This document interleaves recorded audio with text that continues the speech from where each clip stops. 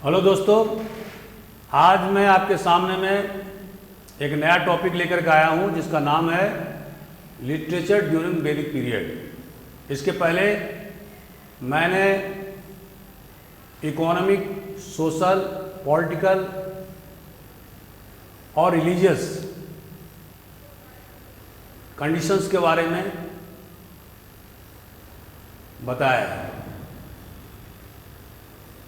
अब इस चैप्टर को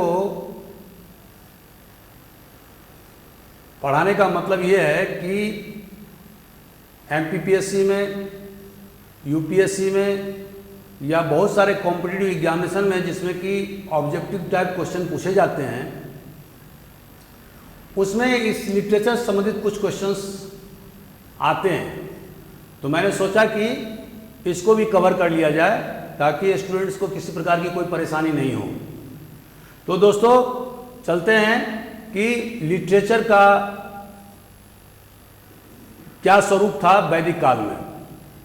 तो वैदिक काल जब हम कहते हैं तो हम 1500 ईस्वी से लेकर के 600 ईस्वी तक इस पीरियड को हम कवर करते हैं। और जैसा कि मैंने पूर्व के लेक्चर्स में बताया है, तो वैदिक काल में जो लिटरेचर के जो भाग हैं उसको हम व्याख्या कर रहे हैं। पहला भाग है संहिता। इसमें 4 वेद आते हैं। सबसे पहला वेद है ऋग्वेद, दूसरा है यजुर्वेद, तीसरा है सामवेद, चौथा अथर्ववेद। ये सबसे लास्ट का अथर्ववेद सबसे लास्ट का वेद है। और इसके बाद में दूसरा जो इसके लिटरेचर के भाग हैं वो ब्राह्मण, तीसरा है आरण्यक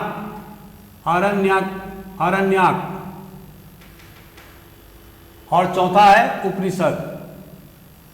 तो अब हम बारी बारी से इन चीज की व्याख्या करते हैं। जैसा कि दोस्तों मैंने आपको बताया था पहले भी कि ऋग्वेद सबसे पुराना वेद है और इसके कंपोजिशन का पीरियड 1500 ईसा पूर्व से लेकर के 1000 ईसा पूर्व के बीच में माना गया है और ऐसा अधिकांश इतिहासकारों का मत है। तो अब एक क्वेश्चन ये पूछा जाता है कि अब बताइए कि ऋग्वेद में कितने ऋचा थे या मंत्र थे या जिसको हिम्स अंग्रेजी में बोलते हैं। तो टोटल संख्या जो उसका है वो है 1028 और ऋग्वेद को व्याख्या करने वाले, पढ़ने वाले या गायन करने वाले पुरोहित को बोलते थे होत्री। ये भी क्वेश्चन पूछा जाता है। तो होत्री इसी वर्ड से बाद में ब्राह्मणों का एक टाइटल अग्निहोत्री निकला है, जिसके बारे में हम पहले बता चुके हैं। अब इसमें 10 मंडल है। आप इसको चैप्टर भी कह सकते हैं, 10 मंडल। ये 3 चीज याद रखने की चीज है। और चौथा एक और पॉइंट है गायत्री मंत्र, जो कि सभी लोग हिंदुस्तान में सुबह सुबह स्नान करने के बाद में मंत्र जाप कर ओम भूर्भुवस्सुः तत्सवितुर्वरेण्यं भर्गो देवस्य धीमो धीमहि यो न प्रचोदयात्। ये असली ये ऋचा है जो गॉडेस सावित्री को डेडिकेट किया गया है, मैंने समर्पित किया गया है। ये भी क्वेश्चन एक पूछा जाता है, तो आप इसको ध्यान रखिए। और इसके बाद पुरुष सूक्त हिम्न। ये पुरुष सूक्त क्या है कि ये जो ऋचा है इसमें यह बताया गया है कि वर्ण की उत्पत्ति कैसे हुई है। तो जैसे ब्रह्मा के मुख से, माने प्रजापति जो गॉड हैं उनके मुख से ब्राह्मण की उत्पत्ति बताया गया है। बाजुओं से क्षत्रिय का उत्पत्ति बताया गया है। पेट से, एब्डोमेन पार्ट से वैश्य की उत्पत्ति बताया गया है। और जांघ और पैर के भाग से शूद्रों की उत्पत्ति बताया गया है। तो ये भी आपको क्वेश्चन पूछ सकते हैं। तो ये जो पुरुष सूक्त जो ऋचा है ये भी ऋग्वेद में मिलता है। तो इस तरह से हम ऋग्वेद के जो इंपॉर्टेंट पॉइंट्स हैं उसको हमने कवर कर लिया, जो अक्सर एग्जाम में पूछते हैं। दूसरा है सामवेद। इसमें 75 ओरिजिनल मतलब मूल ऋचा है, लेकिन इसमें टोटल जो ऋचा है वो 1549 ऋचा है। लेकिन जो ऋग्वेद के ऋचाओं को गाया जा करके जो इसमें बताया गया है, तो जो टोटल जो ऋचा की संख्या है वो 1549 है, और जो ओरिजिनल जो इसके जो ऋचा है उसकी संख्या केवल और केवल 75 है। तो ये ध्यान रखने वाली बात है। और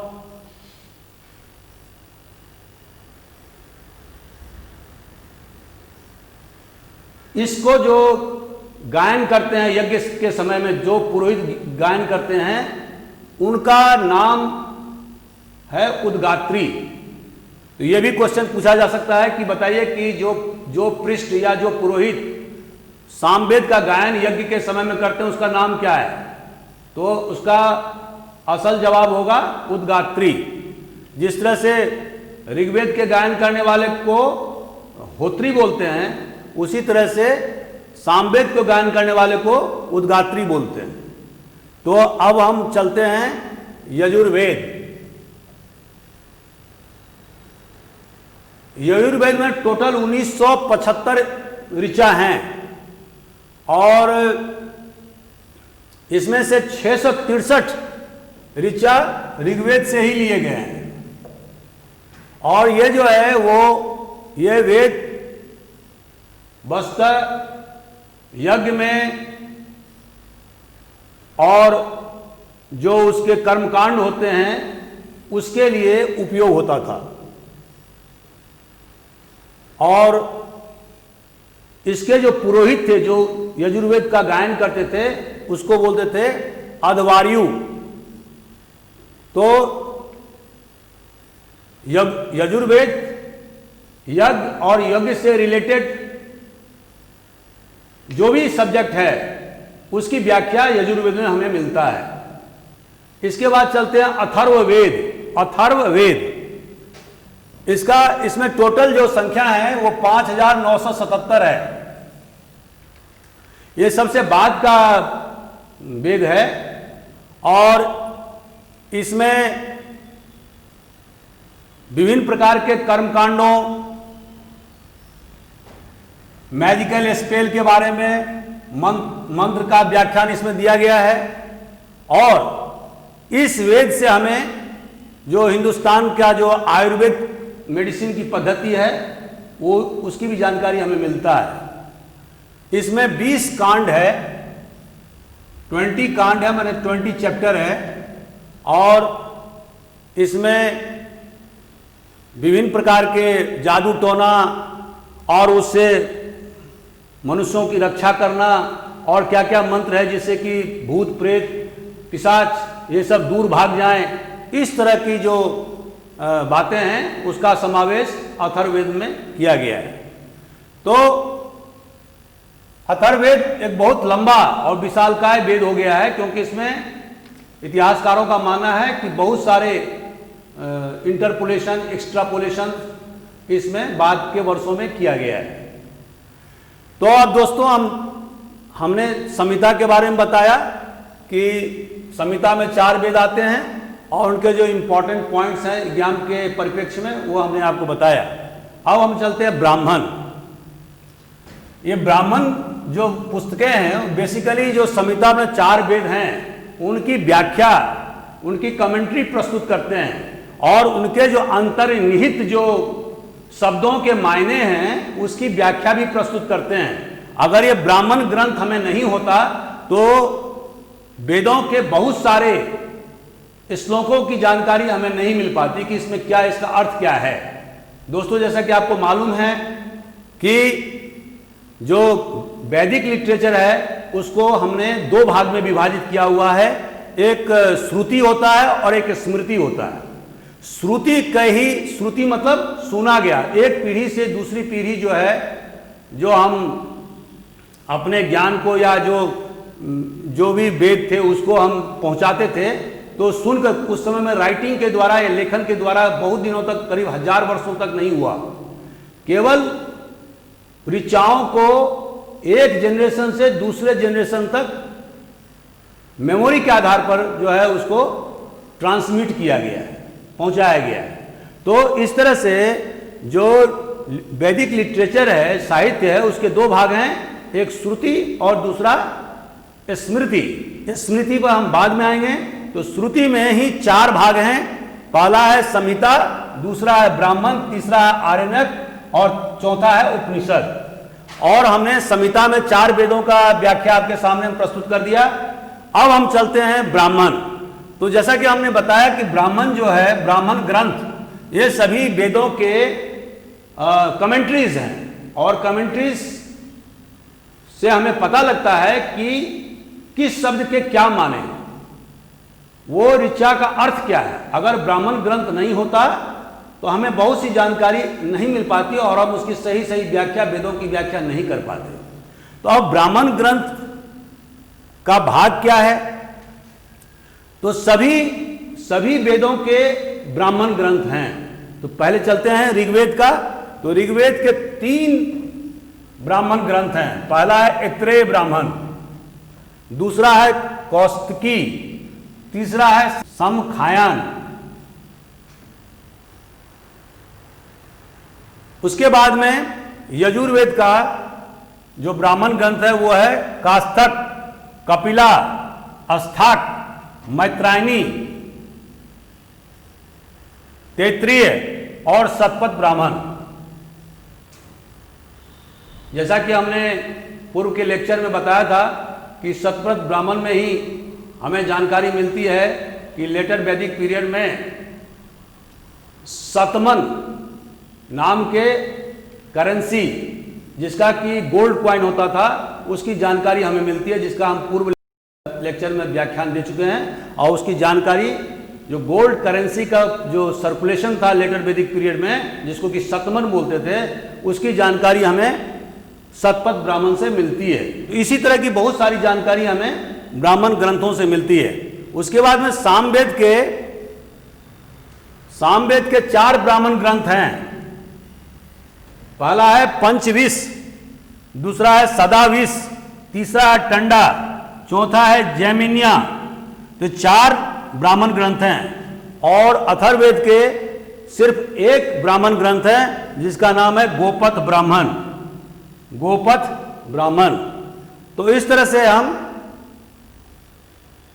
इसकी व्याख्या कर सकते हैं। और अब चलते हैं आरण्यक। आरण्यक क्या है? ये जैसा कि इसके शब्दार्थ से ही समझ में आता है कि ये जो फॉरेस्ट में या जंगल में, वन में जो रहने वाले जो ऋषि मुनि थे, उनके बारे में ये जानकारी प्रस्तुत करता है। बेसिकली ये संसार के उद्भव या संसार का कैसे निर्माण हुआ, और आत्मा, परमात्मा और उनका संबंध, दर्शन के बारे में, फिलॉसफी के बारे में ये जानकारी प्रस्तुत करता है। साथ साथ जो बड़े बड़े ऋषि महात्मा वैदिक काल में हुए हैं, उनके भी जानकारी आरण्यक में हमें मिलता है। तो इस तरह से ये जो आरण्यक है वो कर्मकांड आदि में विश्वास नहीं करता है, यज्ञों में ज़्यादा विश्वास नहीं करता है। मेन फंक्शन, जो मेन इसका ऑब्जेक्टिव है, वो है आत्मा और परमात्मा का एवं विश्व का कल्याण, एवं विश्व का किस तरह से क्रिएशन हुआ। तो इस तरह के जो फिलोसफिकल डिबेट्स थे, उस डिबेट को उजागर करना आरण्यक का काम था। तो इन ग्रंथों में हमें ऋषि, महात्मा और बड़े बड़े ज्ञानी पुरुषों के, महापुरुषों के जानकारी हमें इन ग्रंथों से मिलती है। और आप जानते हैं कि उस जमाने में जो बड़े बड़े ऋषि मुनि रहते थे, वो जंगलों में आश्रम बना के रखते थे। तो इसके बाद में उपनिषद। उपनिषद क्या है? इसकी टोटल संख्या कुल है 108। 108 उपनिषद है और इसको वेदांत भी कहते हैं। तो इसमें जो महत्वपूर्ण जो उपनिषद है वो है ईश, उसके बाद प्रसन्न, ऐतरेय, तैतरेय, छंदोग्य, ईशोपनिषद, कठोपनिषद, बृहदारण्यक, मंडूक उपनिषद और इस तरह से बहुत सारे उपनिषद हैं। मंडूक उपनिषद इसलिए मैंने कहा कि ये जो हमारा राष्ट्र चिन्ह है उसमें जो वाक्य है सत्यमेव जयते, ओनली ट्रूथ विल ट्रूम, ये जो वाक्य है ये मंडूक उपनिषद से लिया गया है और कभी कभी क्वेश्चन इससे भी संबंधित हो सकते हैं। उपनिषद वस्तुतः दर्शन का क्षेत्र है और ये हिंदू दर्शन को बताता है, आत्मा के बारे में जानकारी देता है, परमात्मा के बारे में जानकारी देता है, ईश्वरीय विधान के बारे में बताता है और जो तत्व मीमांसा है उसका व्याख्या करता है। और जो असली चीज है वो ये कहता है कि नॉलेज लीड्स टू साल्वेशन। जैसे दोस्तों आप जानते हैं कि जो मुक्त होने, साल्वेशन के 3 साधन बताए गए हैं, ज्ञान, कर्म और भक्ति। तो जो उपनिषद का जो बेसिक फिलॉसफी है कि अगर कोई आदमी ज्ञान प्राप्त करता है तो उसके लिए मुक्ति के साधन, मतलब जीवन मरण के साइकिल से, जो लाइफ एंड डेथ का सर्किल है उससे निजात पाने का साधन, जिसको अंग्रेजी में साल्वेशन कहते हैं, तो वो ज्ञान प्राप्त करने से हो सकता है। जैसे कि ग्रीक दार्शनिक प्लेटो ने कहा था नॉलेज इज पावर, कि ज्ञान ही शक्ति है। तो लगभग उनका भी पीरियड 400 BC के लगभग में है। तो यहां जो फिलॉसफी उपनिषद के द्वारा बताए गए हैं उसका जो मूल भावना है वो है कि नॉलेज लीड्स टू साल्वेशन, मोक्ष प्राप्त करने का जो साधन है वो ज्ञान के माध्यम से ही हो सकता है। तो उपनिषद विभिन्न प्रकार के ज्ञान प्राप्त करने के लिए हमें प्रेरित करता है और एक वाइडर कंपास में जीवन को समझाता है बृहद पैमाने पर। तो इसके बाद में हम चलते हैं स्मृति। जो हमने कहा कि दूसरा भाग है स्मृति, माने एक श्रुति है और दूसरा है स्मृति। तो ये जो श्रुति है वो वर्षों तक एक जनरेशन से दूसरे जनरेशन तक मेमोरी के आधार पर आगे बढ़ाता गया है और जो बाद में उसका कंपाइलेशन हुआ और वो हमारे बीच में इन सब की जानकारी मिली है। लेकिन जो स्मृति है वो बाद के पीरियड का लिटरेचर है और इसके जो भाग हैं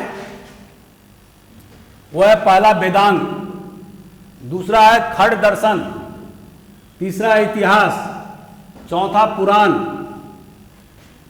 पांचवा उपवेद, छठा आगम, सातवां उपांग और आठवां इपिक मतलब महाकाव्य।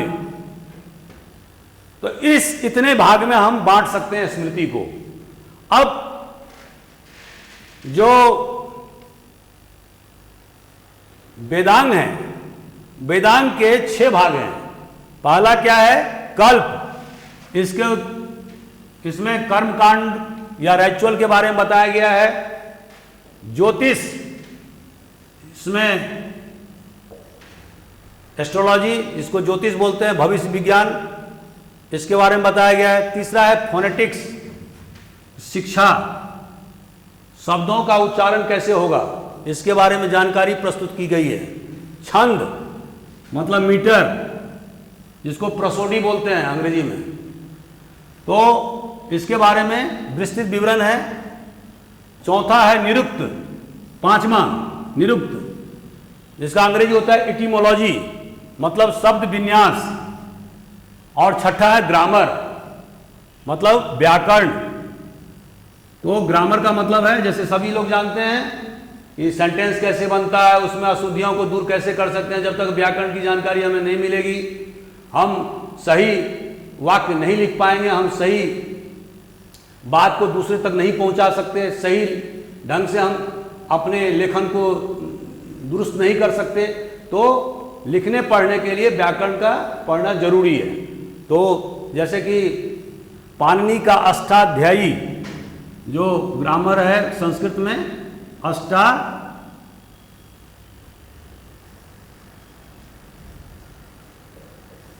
बाय पाणिनि, ये सबसे ऑथेंटिक ग्रामर है प्राचीन भारत में और आज भी इसका उपयोग होता है।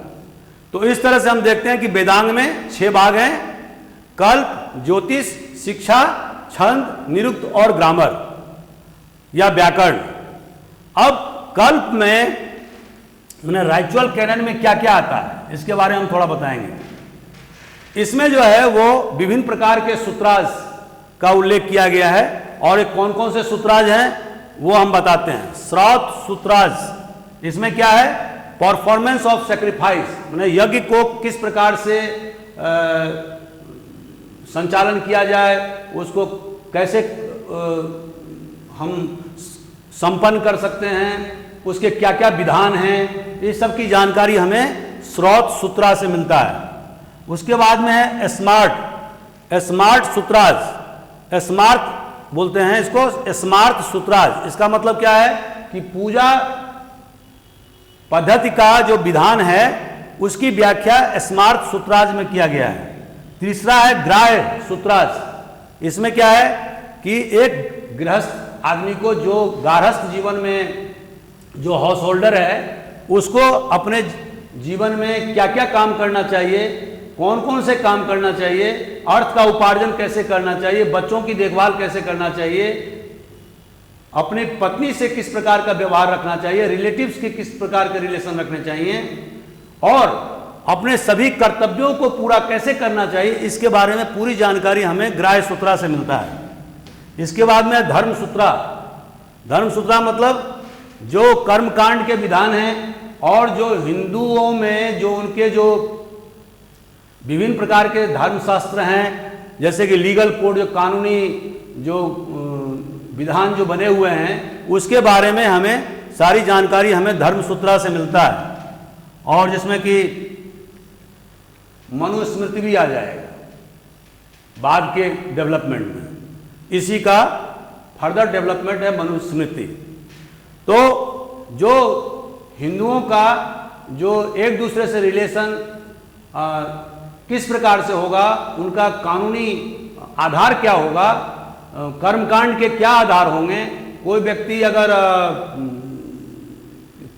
कोई किसी व्यक्ति की अगर मृत्यु हो जाती है तो उसके बाद में उसके जो श्राद्ध कर्म होंगे उसके क्या क्या विधान होंगे, उसके क्या नियम बने हुए, कौन उसको पूरा करेगा, किसको जो है कर्ता बनने का अधिकार है, किसको प्रॉपर्टी में कितना अधिकार बनेगा।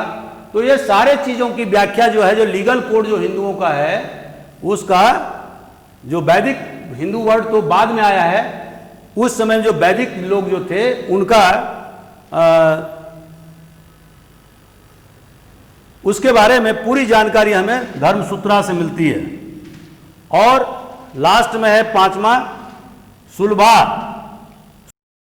सुलभा सूत्रा मतलब जो यज्ञ का मंडप होता था, उसका जो स्थान नियत किया जाता था, उसका आर्किटेक्चरल डिजाइन कैसे तैयार होगा, पूरब में होगा कि उत्तर में होगा, कब यज्ञ शुरू हो रहा है, तो उसका दिशा किस प्रकार से निर्णीत होगा, ये सारे चीजों की व्याख्या हमें सुलभा सूत्राज से मिलता है।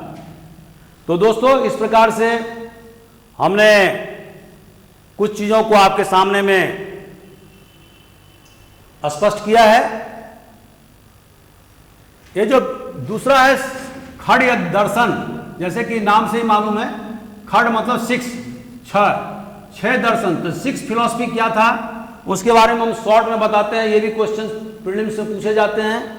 तो इसके जो 6 भाग थे, खड़ दर्शन जो भारतीय या वैदिक लोगों की जो फिलॉसफी थी वो खड़ दर्शन पर आधारित थी, मैंने 6 फिलॉसफी पर आधारित थी। और वो 6 फिलॉसफी क्या क्या था?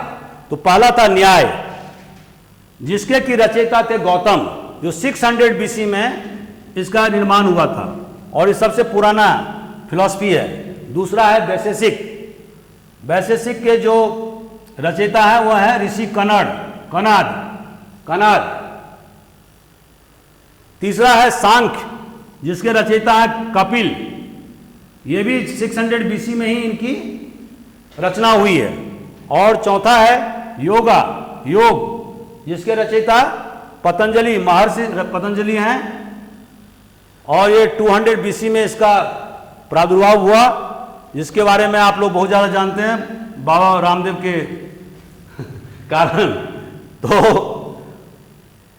योग का भी धूम भी मचा हुआ है। तो ये पतंजलि, जो महर्षि पतंजलि थे, उनके किताब योग पर आधारित है और आज भी सर्वमान्य रूप से हिंदुस्तान में और विश्व के अनेक देशों में इसका पालन होता है, जो मनुष्य के मन और शरीर दोनों का जो मिलन करवाता है। ऐसे जो उपाय जो बताए गए हैं उसी को योग कहते हैं। The union of mind and body is called yoga. तो योग इसमें 5वां है पूर्व मीमांसा, और इसके रचयिता है जैमिनी ऋषि, और इसका जो काल है वो 400 बीसी है। और लास्ट में है उत्तर मीमांसा, और इसके रचयिता है व्यास। और व्यास ऋषि के बारे में आप लोग जानते ही हैं, इसको वेदांत भी बोलते हैं। और बहुत सारे इतिहासकार का कहना है कि महाभारत के रचयिता भी महर्षि व्यास थे। और एक श्लोक भी है कि 18 पुराण के जो रचयिता है वो भी महर्षि व्यास हैं कि 18 पुराणेषु व्यासस्य वचनद्वयम् परोपकार पुण्याय पापाय परपीडनम, कि 18 जो पुराण हैं उसके रचयिता व्यास हैं, और दूसरे के परोपकार करने से पुण्य होता है, दूसरे को पीड़ा देने से, मतलब कष्ट देने से पाप होता है। यही उसका निचोड़ है। तो इस तरह से हम देखते हैं कि महर्षि व्यास के द्वारा उत्तर मीमांसा की रचना की गई थी 400 बीसी के लगभग में, और उन्हीं के द्वारा पुराण का भी रचना बताया जा रहा है, और उन्हीं के द्वारा महाभारत की भी रचना बताया जा रहा है। इस तरह से दोस्तों हम देखते हैं इसके बारे में जो खड़ दर्शन है, जो 6 स्कूल ऑफ फिलॉसफी है, इसके बारे में हम पृथक से व्याख्या करेंगे और इसके लिए हम अलग से एक वीडियो बनाएंगे। क्योंकि अभी जो हमारा जो मेन फोकस है वो यह है कि जो प्रीलिम्स में बहुत सारे जो क्वेश्चंस वैदिक पीरियड के बारे में पूछे जाते हैं, उसमें जिसमें कि 4 उत्तर में से एक उत्तर आपको देना है, जो बहुविकल्पीय उत्तर होते हैं। तो जो मल्टीपल चॉइस क्वेश्चन आंसर जो हैं, मल्टीपल चॉइस क्वेश्चंस जिसको ऑब्जेक्टिव क्वेश्चन कहते हैं, तो इस उद्देश्य से हमने इस चैप्टर को अभी लिया हुआ है। अब इसके बाद में, जैसा कि मैंने आपको बताया कि वैदिक लिटरेचर को 2 भाग में हमने बांटा था, एक श्रुति और दूसरा स्मृति। तो श्रुति के बारे में हमने डिटेल में आपको बताया। अब हम स्मृति की ओर चलते हैं। तो स्मृति में भी हमने बताया वेदांत, खड़ दर्शन के बारे में बताया। खड़ दर्शन के बारे में हमने मोटा मोटी जानकारी आपको दिया, जो कि प्रीलिम्स से रिलेटेड क्वेश्चन हो सकते हैं। इसके बारे में हम इसकी विस्तृत व्याख्या एक पृथक से वीडियो बनाकर इंडियन फिलॉसफी पर बताएंगे, जिसमें कि 6 स्कूल्स ऑफ फिलॉसफी क्या होता है इसके बारे में हम जानकारी देंगे। अभी हम सिर्फ यूपीएससी के और एमपीपीएससी के जो प्रीलिम्स एग्जामिनेशन में जो क्वेश्चंस पूछे जाते हैं उसको कवर करने के लिए हमने अपने वीडियो को लिमिट करके रखा है ताकि वीडियो का ज़्यादा विस्तार नहीं हो पाए। तो इसके बाद में आते हैं इतिहास। इतिहास क्या है? इतिहास में आता है लीजेंडरी वर्क्स लाइक रामायण और महाभारत। जैसे दोस्तों अब हम जानते हैं कि वैदिक काल में और उसके बाद में हिंदुओं में जो लीजेंडरी वर्क हैं रामायण और महाभारत, घर घर में इसकी चर्चा होती है। और जो इनके जो सर्वप्रथम जो रचयिता हैं वो हैं महर्षि वाल्मीकि। इसके बाद में रामायण के बारे में सैकड़ों ग्रंथ विभिन्न भाषाओं में विभिन्न लेखकों द्वारा बाद के वर्षों में लिखे गए हैं, लेकिन जो महर्षि वाल्मीकि द्वारा जो रचना की गई है रामायण की, वो सबसे ज़्यादा प्रमाणिक ग्रंथ है। और इसके बाद में 16वीं शताब्दी में तुलसीदास ने रामचरितमानस का रचना किया था, जो घर घर में आज भी पढ़े जाते हैं तो और बहुत पॉपुलर है। और इसके बारे में सबको जानकारी है कि रामायण की कहानी क्या है। ये जो ओरिजिनल जो रामायण महर्षि वाल्मीकि द्वारा लिखा गया उसमें लगभग 10,000 श्लोक हैं जो संस्कृत में लिखे गए हैं। इसके बाद में आता है महाभारत, और महाभारत में कम से कम 1 लाख श्लोक लिखे गए हैं और इसके रचयिता का नाम महर्षि व्यास बताया जा रहा है।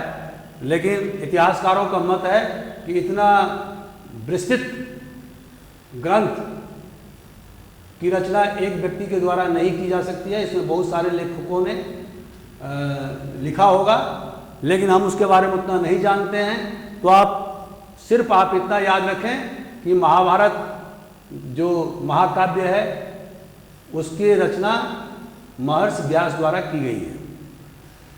और इसके बारे में भी आपको जानकारी है कि किस तरह से माने कौरव और पांडव दोनों एक दूसरे से युद्ध किए थे और दोनों वंश समाप्त हो गए थे। इसके बारे में सबको जानकारी है। हमने लेटर वैदिक पीरियड में बताया था कि जो प्रमुख जो किंगडम थे उसमें एक किंगडम कुरु भी था, और कुरु की ही शाखा पांडव थी, उनके दूसरे शाखा उनके भाइयों की शाखा, और इसी में बीच में युद्ध हुआ था और जिसका परिणाम हुआ महाभारत। और महाभारत माने संग्राम माने युद्ध बिटवीन 2 कजन्स रिलेटिव्स के बीच में। और इस तरह से इसके बारे में आपको पूरी तरह से जानकारी है और इसमें हम ज़्यादा नहीं बताएंगे। इसके बाद आते हैं पुराण। जो पुराण के बारे में बताया जाता है, जैसा मैंने अभी बताया था कि 18 पुराण हैं और इसके रचयिता महर्षि व्यास हैं।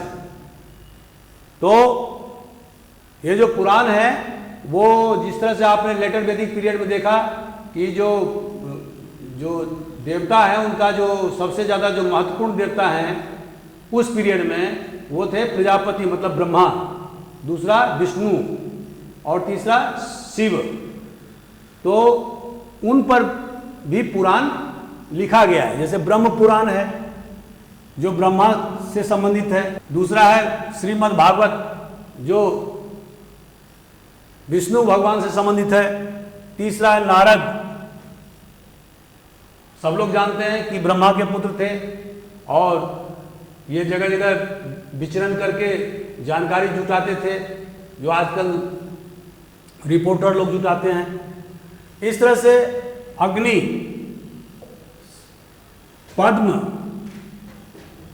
विष्णु, शिव, अग्नि, मार्कंडेय, भविष्य,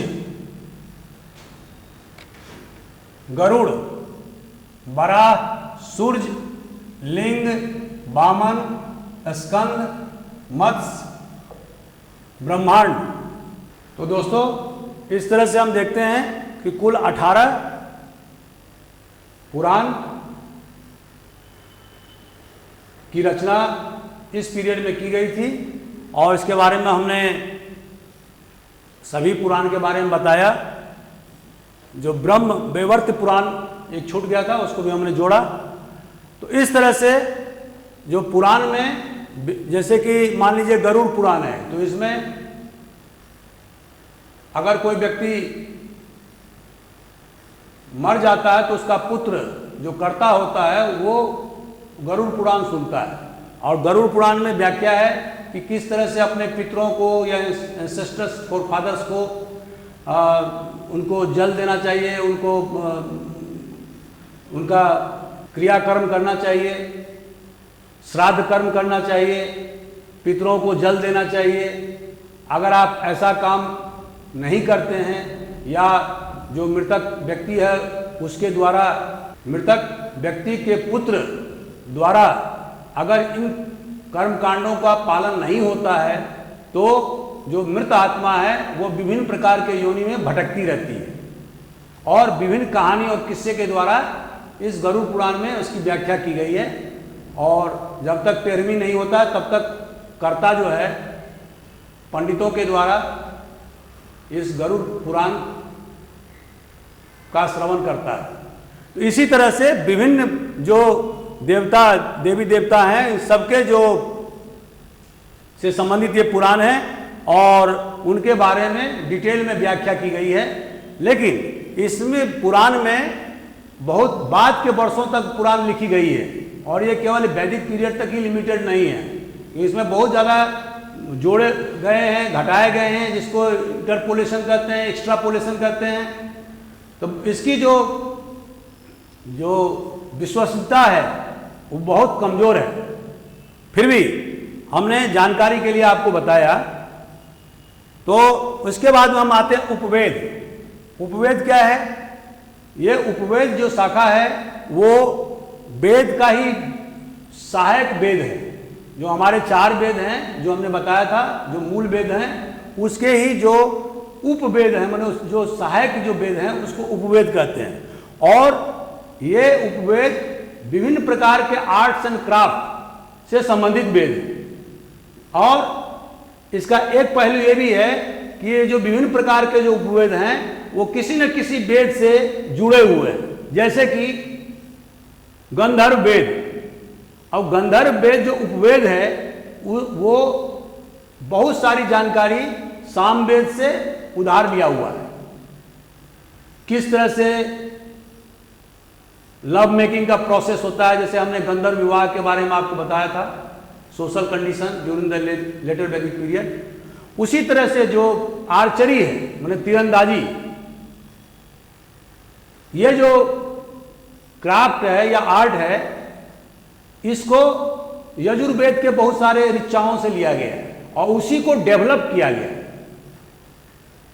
जैसे अथर्ववेद है, तो अथर्ववेद से जो आजकल जो हमारा हिंदुस्तानी जो मेडिसिन पद्धति है आयुर्वेद, तो आयुर्वेद जो मेडिसिन की जो पद्धति है वो बहुत सारे जानकारी अथर्ववेद से प्राप्त किया हुआ है। तो कोई न कोई जो उपवेद है वो किसी न किसी वेद से जुड़ा हुआ है।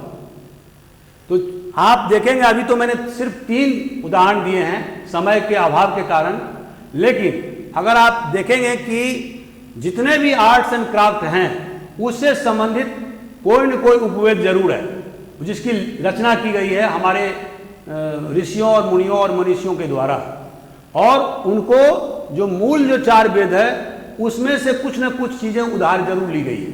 और इसीलिए महर्षि दयानंद सरस्वती ने कहा था कि जो हमारे जो वेद हैं वो ज्ञान के भंडार हैं।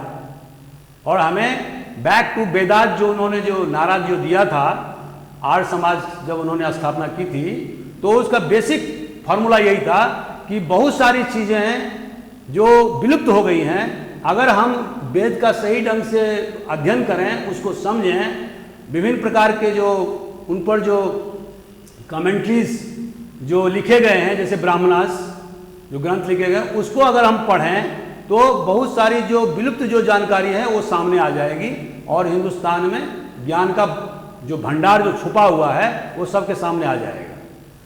तो दोस्तों, अब इसके बाद में आते हैं, जो अगला जो कड़ी है वो है तंत्र। आप जानते हैं कि तंत्र का हिंदुस्तान में बाद के वर्षों में लेटर वैदिक पीरियड के बाद में या उसके पहले भी काफ़ी विकास हुआ। और जो हिंदुस्तान में जो बाद में जो वैदिक लेटर वैदिक पीरियड के जो लोग थे, जिसको बाद में हिंदुइज्म कहा जाने लगा, वो दरअसल विभिन्न प्रकार के सेक्ट में, मतलब संप्रदाय में बट गया।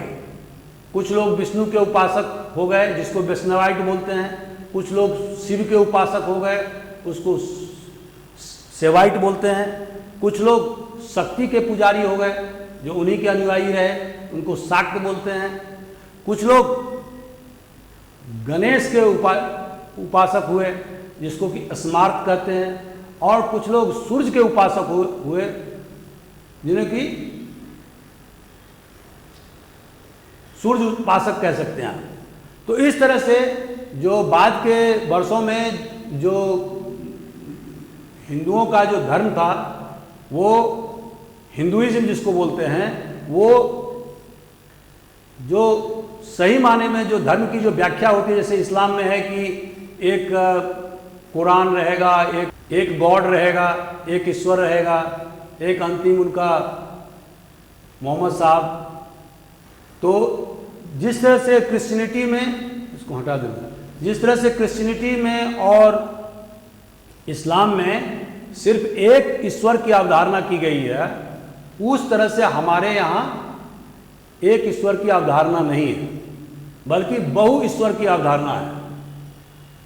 हालांकि बाद के ग्रंथों में यह बता दिया गया है कि एक सत्यम विप्रा बहुधा वदंती, माने एक ही सत्य है और ब्राह्मण लोग या ऋषि मुनि लोग उसे अनेक प्रकार की भाषा में बोलते हैं या अनेक तरह से बोलते हैं। तो वहाँ भी वो बात है जिसके बारे में हम बताएंगे कि जो आदि शंकराचार्य द्वारा जो वेदांत फिलॉसफी बाद में 8वीं शताब्दी में उसका विशद उन्होंने व्याख्या किया और हिंदू धर्म को उन्होंने सही ढांचे में रेखांकित किया, उसके बारे में हम अलग से एक वीडियो बनाएंगे। लेकिन अभी इतना ही काफ़ी है कि तंत्र की का भी विकास हो गया और वैष्णव, शैव और शाक्त लोगों ने इस पर अनेक प्रकार के ग्रंथों का निर्माण किया है। इसके बाद में होता है आगम।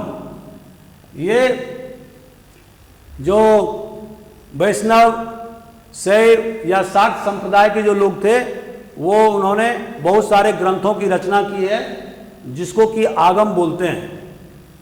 और इसके बाद होता है उपांग। उपांग में जो भारतीय फिलॉसफी है, भारतीय दर्शन है, जैसे न्याय, मीमांसा या धर्मसूत्रा है, जो कि लीगल कोड है हिंदुओं का। उसके बाद में जो पुराण, जैसे कि 18 पुराण के बारे में हमने बताया, और या तंत्र जो अभी हमने बता चुके हैं। तो ये तंत्र मंत्र, इन सब चीज़ों के बारे में भी ग्रंथ लिखे गए हैं और इसको उपांग बोलते हैं। तो इस तरह से दोस्तों थोड़ा सा इसकी शब्दावली थोड़ा कठिन है और याद करने की ज़रूरत है। मुझे उम्मीद है कि इस चैप्टर से कोई भी प्रश्न अगर पूछे जाएंगे तो आप निश्चित रूप से इसको जवाब देने की स्थिति में होंगे, और मेरा प्रयास है कि आप जरूर सफल हों। तो इसलिए मैंने इस चैप्टर को अलग से एक वीडियो बनाया ताकि कोई भी प्रश्न का जवाब आपसे नहीं छूटे। Thank you very much. आपको ये वीडियो कैसा लगा इसके बारे में आप ज़रूर हमें बताएं। लाइक करें, सब्सक्राइब करें और हमारा हौसला अफजाई करें। Thank you very much.